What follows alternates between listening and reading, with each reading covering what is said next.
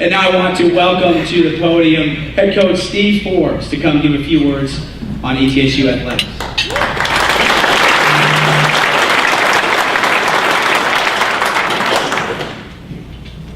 Anytime, Constable, anytime you hear that we lost in DC, it's fake news.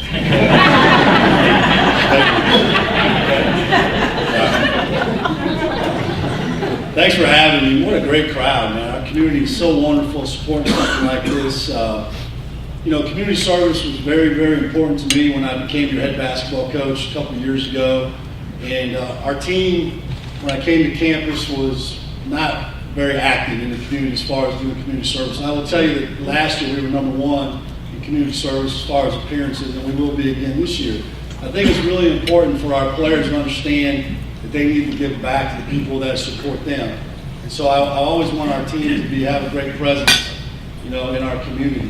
I talk to them a lot about being an energy giver and an energy taker, and there's a lot of energy givers in here today, given to this wonderful cause. And we choose to have our glass half full or half empty, and there's a lot of Super Bowls half full today, and I think that's a wonderful cause. And one of the great things for me personally is I recognize a lot of faces in this crowd. 2 years ago, I probably couldn't. I know the president and the AD who hired me. This guy. And I can't tell how many people came up to me and said, "Well, I met you at the press conference." I'm like, "Yeah, well, I met a lot of people that day." I try my best to remember names and faces, but community support is so important. And we lead the league this year in home attendance. And that's just a testament to everybody in this room that comes to support our program, and it means an awful lot to our players and to our coaches to have that kind of support in a newly renovated David Freedom Hall, which is it's a beautiful facility now and something that's going to attract a lot of not just basketball but great events into the community. I think it's a little apropos that I get a chance to speak because I was born right around the first Super Bowl, Coach. Pretty close. I grew up a Packer fan, I apologize. I'm from Iowa, and I think you probably already heard me say what Iowa stands for is idiots out wandering around, and that's who I am. I've been a lot of places. So hopefully I can stay here for a while. I have people come up to me all the time and say, "Well, we hope we can keep you." And I say, "Well, I hope I can keep my job." That's the life of a coach. And so we've had a wonderful year. It's not over. We got a lot left to play for. We're playing for a championship, and that's why we came here. We do have a game tomorrow. I don't know if you guys know that. We play at Chattanooga tomorrow, which, from what I heard, is a big game. And this old boy came up to me one time when I was in Northwest Florida. I was coaching junior college ball, and he said, "Well, Coach, you're getting ready to go over there and play at Chicago tomorrow night. That's a pretty tough place to play." I said, "Well, I've coached a rough arena before. I think I can handle it. It won't be that tough." And so tomorrow will be a great environment for us to go play. Game's at 5 o'clock. I know there's a lot of people in this room that'll be down there supporting us, and that'll mean a lot to us. And we have practice here in about 20 minutes, 30 minutes. And I know they'll be really disappointed if I'm not there. They would miss me a lot. You probably relate to that. When the head coach walks in, the air in the room kind of goes, "Oh." Kind of like, "Oh, he's here today."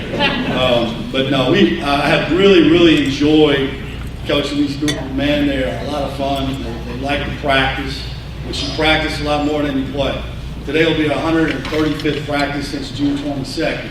That tells you that we've only played 21 and 6. And so we obviously have practiced a lot more than we've played. And so it's fun to have guys that are interested in getting better every day, and these guys have done that. And I hope you've enjoyed, watching them play because they've been a lot of fun to coach. And again, this is a tremendous event today, and I'm glad to be a part of it. And it's what do we call it? Soup, soap, and salvation. I talk about our guys all the time about triple threat, and this is a triple threat: soup, soap, and salvation. It's a great honor to be here today to help raise money for such a wonderful event. I have to go as I have to go deal with practice, but I'd take a question or two real quick if anybody had one. I like to do that. Anybody got any questions, or I can surely just get off here. Go ahead. Yeah. Why did you guys wait 38 and a half minutes to play? Well, thank you. Fake news. Here we go. Well, that's why I'm bald. only play 40 minutes. Okay? It's not boxing. You don't knock them out in the first round. All right?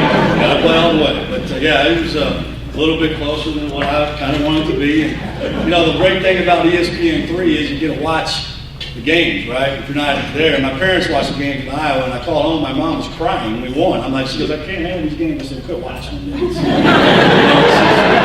can't handle it. I go, how do you think I feel? Great question, Casey. Trying to get the truth, right, bud? Anybody else? Listen, I really enjoy being here. I love living here. My wife and my kids all live. My daughter moved from Knoxville up here, and she saw the light. And my son is a junior at ETSU. He's a manager. He gets yelled at every day by me. And then my little guy is he's in junior high at Liberty Bell. So we're implanted here in the community, and we plan to be here for a long time. Thank you.